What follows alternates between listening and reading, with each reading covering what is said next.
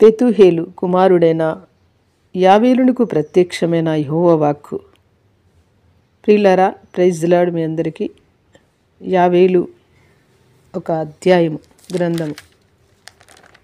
ఇది ఆడియో చేస్తుండగా మీరు విని ఆశీర్వదించబడుదురని యేసునామములో ఆశీర్వదిస్తూ దీన్ని స్టార్ట్ చేస్తుండగా మీరు విందురుగాక. ఆమేన్. పెతుహేలు కుమారుడైన యావేలునకు ప్రత్యక్షమైన యెహోవా వాక్కు. పెద్దలారా ఆలకించుడి, దేశపు కాపురస్తులారా మీరందరూ చెవియొగ్గి వినుడి. ఇలాంటి సంగతి మీ దినములలో గాని మీ పితరుల దినములలో గాని జరిగినదా? ఈ సంగతి మీ బిడ్డలకు తెలియజేయుడి. వారు తమ బిడ్డలకు, ఆ బిడ్డలు రాబో తరం వారికి తెలియజేయుదురు. గొంగలు పురుగులు విడిచిన దారిని మిడతలు తినివేసి ఉన్నవి, మిడతలు విడిచిన దారిని పసరు పురుగులు తినివేసి ఉన్నవి, పసరు పురుగులు విడిచిన దారిని చీడ పురుగులు తినివేసి ఉన్నవి. మత్తులారా మేల్కొని కన్నీరు విడువుడి, ద్రాక్షారసము పానము చేయువారులారా రోదనము చేయుడి. క్రొత్త ద్రాక్షారసము మీ నోటికి రాకుండా నాశనమాయను.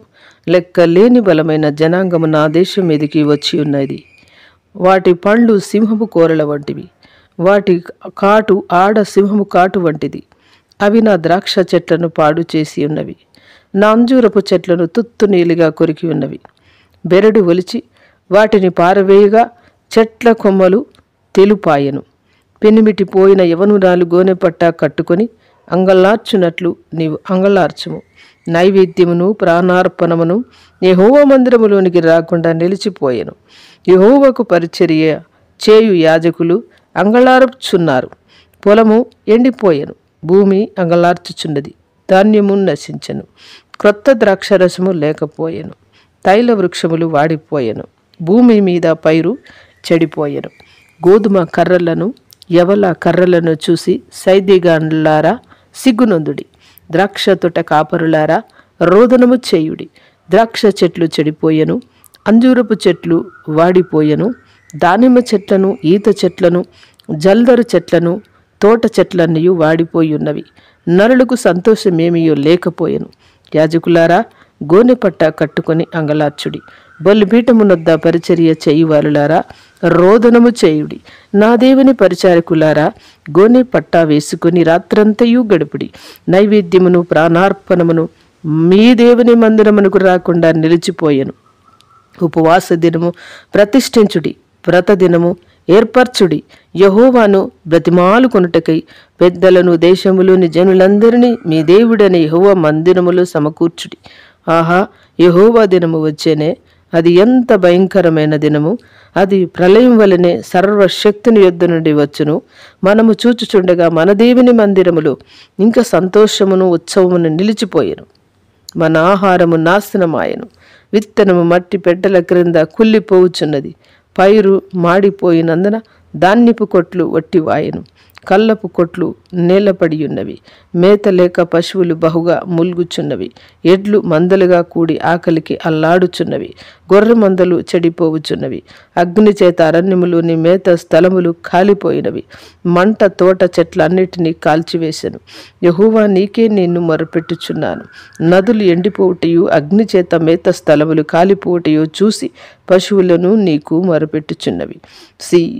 ఈ యావేలు గ్రంథము 2వ అధ్యాయం అండి. సీయోను కొండ మీద బాకా ఊదుడి, నా పరిశుద్ధ పర్వతం మీద హెచ్చరిక నాదము చేయుడి. యెహోవా దినము వచ్చుచున్నదనియు అది సమీపమాయననియు దేశ నివాసులందరూ వణుకుదురుగాక. ఆ దినము అంధకారమయముగా ఉండును, మహాంధకారము కమ్మును, మేఘములను గాఢాంధకారమును ఆ దినమున కమ్మును. పర్వతముల మీద ఉదయకాంతి కనబడునట్లు అవి కనబడుచున్నవి. అవి బలమైన ఒక గొప్ప సమూహము. ఇంతకు ముందు అటువి పుట్టలేదు, ఇక మీదట తరములకు అవి పుట్టవు. వాటి ముందర అగ్ని మండుచున్నది, వాటి వెనుక మంట కాలుచున్నది. అవి రాకమునుపు భూమి ఏదేను వలె వనము వలె ఉండెను. అవి వచ్చిపోయిన తరువాత తప్పించుకొనినదేదియు విడవబడక భూమి ఎడారి వలె పాడాయెను. వాటి రూపములు గుర్రముల రూపముల వంటివి, రౌతుల వలె అవి పరిగెత్తు వచ్చును.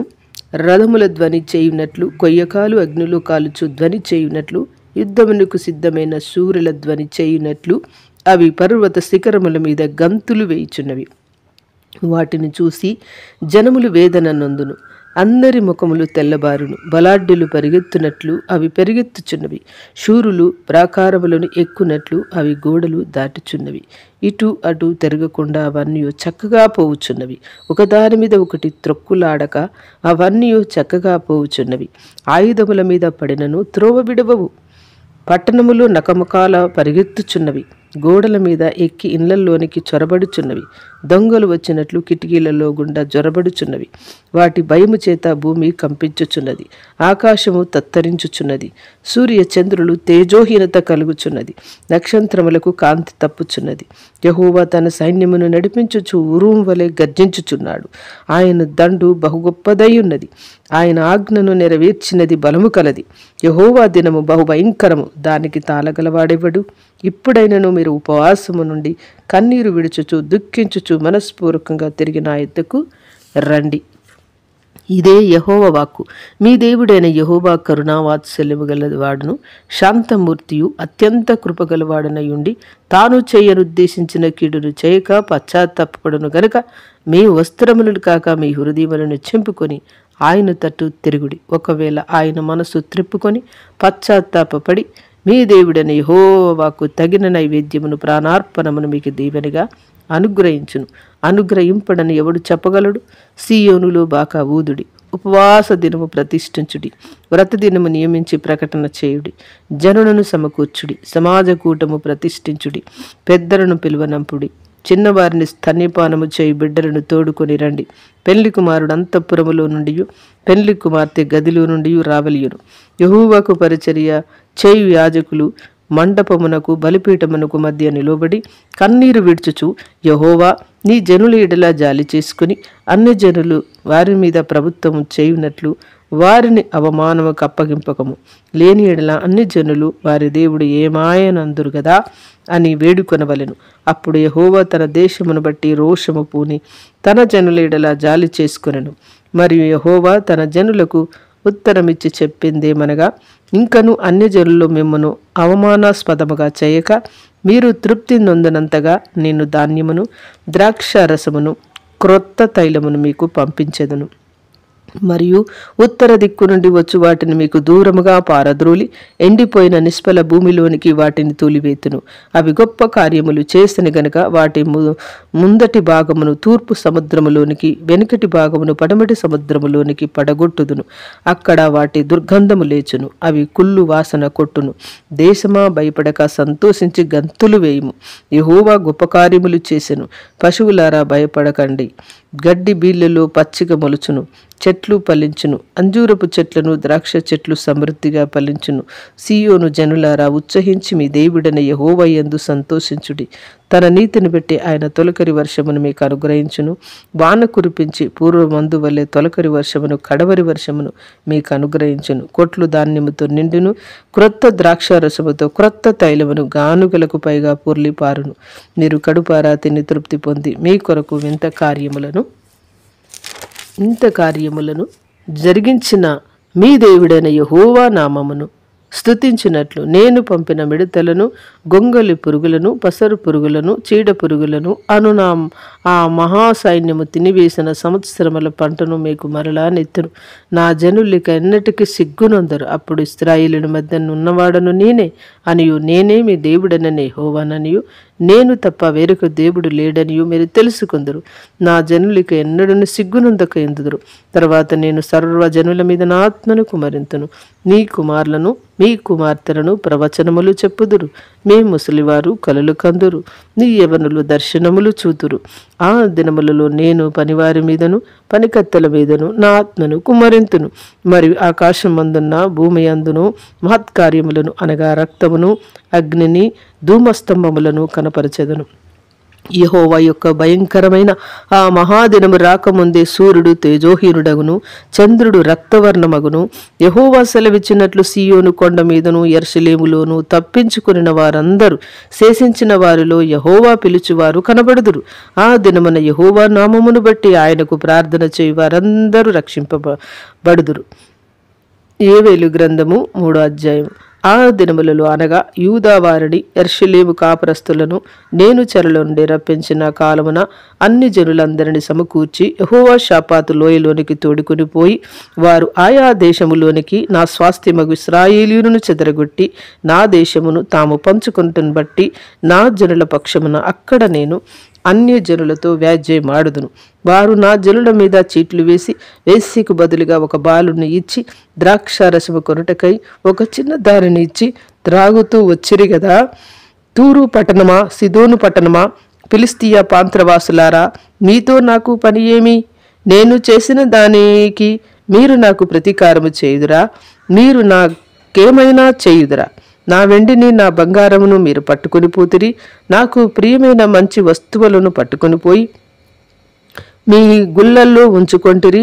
యూదా వారిని యెరూషలేము పట్టణపు వారిని సరిహద్దులకు దూరముగా నివసింపజేయుటకై మీరు వారిని గ్రేకీయులకు అమ్మివేసితిరి. మీరు చేసిన దానిని బహు త్వరగా మీ నెత్తి మీదికి రప్పించుదును. ఇదిగో మీరు చేసిన దానిని మీ నెత్తి మీదికే రాజేతును. మీరు వారిని పంపివేసిన ఆయా స్థలములో నుండి నేను వారిని రప్పింతును. మీ కుమారులను కుమార్తెలను యూదా వారికి అమ్మివేయుతురు. వారు దూరముగా నివసించు జనులైన షేబాయిములకు వారిని అమ్మివేతురు. యెహోవా సెలవిచ్చిన మాట ఇదే. అన్ని జనులకు ఈ సమాచారము ప్రకటన చేయుడి. యుద్ధము ప్రతిష్ఠించుడి. బలాఢ్యులను రేపుడి. యోధులందరూ సిద్ధపడి రావలెను. నీ కర్రలు చెడగొట్టి ఖడ్గములు చేయుడి. మీ పొట్టకత్తులు చెడగొట్టి ఈటెలు చేయుడి. బలహీనుడు నేను బలాఢ్యుడునని అనుకునవలెను. చుట్టుపట్లనున్న అన్ని జనులారా త్వరపడి రండి, సమకూడి రండి. యెహోవా నీ పరాక్రమశాలులను ఇక్కడికి తీసుకుని రమ్ము. నలుదిక్కులనున్న అన్ని జనులకు తీర్పు తీర్చుటకై నేను యెహోషాపాతు లోయలో ఆసీనుడనగుదును. అన్ని జనులు లేచి అచ్చటికి రావలెను. పైరు ముదిరినది, కొడవలు పెట్టి కోయిడి. గానుగ నిండినది, తొట్లు పొర్లి పారుచున్నవి. జనుల దోషము అత్యధికమాయను. మీరు దిగిరండి. తీర్పు తీర్చు లోయలో రావలసిన యెహోవా దినము వచ్చేయున్నది. తీర్పుకై జనులు గుంపులు గుంపులుగా కూడి ఉన్నారు. సూర్య చంద్రులు తేజోహీనులైరి. నక్షత్రముల కాంతి తప్పిపోయెను. యెహోవా సీయోనులో నుండి గర్జించుచున్నాడు. యెరూషలేము నుండి తన స్వరము వినబడ చేయుచున్నాడు. భూమి ఆకాశములు వణుకుచున్నవి. అయితే యెహోవా తన జనులకు ఆశ్రయమగును. ఇశ్రాయేలీయులకు దుర్గముగా ఉండును. అన్ని జనులకు మీదట దానిలో నుచ్చరింపకుండా యెరూషలేము పరిశుద్ధ పట్టణముగా ఉండును. నీ దేవుడైన యెహోవాను నేనే. నాకు ప్రతిష్ఠితమగు సీయోను పర్వతమందు నివసించుచున్నామని మీరు తెలుసుకొందురు. ఆ దినమందు పర్వతములలో నుండి క్రొత్త ద్రాక్షారసము పారును. కొండలలో నుండి పాలు ప్రవహించును. యూదా నదులన్నిటిలో నీళ్లు పారును. నీటి ఊట యెహోవా మందిరములో నుండి ఉబికి పారి సిత్తీము లోయను తడుపును. ఐగుప్తీయులను ఎదోమీయులను యూదా వారి మీద బలాత్కారము చేసి తమ తమ దేశములలో నిర్దోషులకు వారికి ప్రాణహాని కలగజేసిరి గనక ఐగుప్తు దేశము పాడగును. ఎదోము దేశము నిర్జనమైన ఎడారిగా ఉండును. ఈలాగున నేను ఇంతకు ముందు ప్రతీకారము చేయని ప్రాణదోషమునకై ప్రతీకారము చేయుదును. అయితే యూదా దేశములో నివాసులు నిత్యముందురు. తరతరములకు యెరూషలేము నివాసముగా ఉండును. యెహోవా సీయోనులో నివాసిగా వసించును. ఆమేన్. ఈ వెలుగు గ్రంథం పూర్తయిందండి. మీరు విని సబ్స్క్రైబ్ చేయగలరని యేసు నామములో అడుగుతున్నాను. ఆమేన్.